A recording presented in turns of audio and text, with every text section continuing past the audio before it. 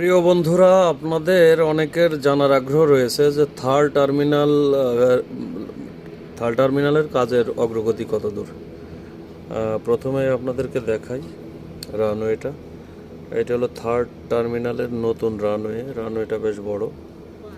এই যে আপনারা দেখতে পাচ্ছেন, এই যে এই সাইডটা ভিক্টোর এরিয়া, ওই যে নতুন বিল্ডিং হযরত শাহজালাল আন্তর্জাতিক বিমানবন্দরের থার্ড টার্মিনাল। যদিও সাবেক প্রধানমন্ত্রী উদ্বোধন করেছিলেন, কিন্তু সেটা আসলে কোনো কাজেই আসেনি, কারণ এটা ব্যবহারের উপযোগী হয়নি, এখনও পর্যন্ত ব্যবহার করা যাচ্ছে না। তো বর্তমান অন্তর্বর্তীকালীন সরকারের তথ্য মতে হয়তো আগামী 2026 সালে হয়তো বা এটা চালু হবে রেগুলারলি ভাবে।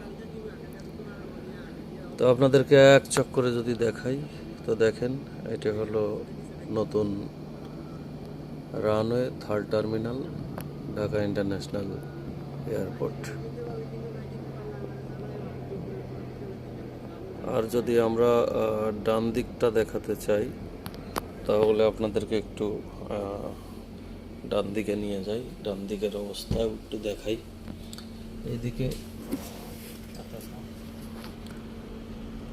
এইদিকে দেখতে পাবেন, তো এইদিকে দেখেন, এইদিকের কার্যক্রম সেই আগেরটাই।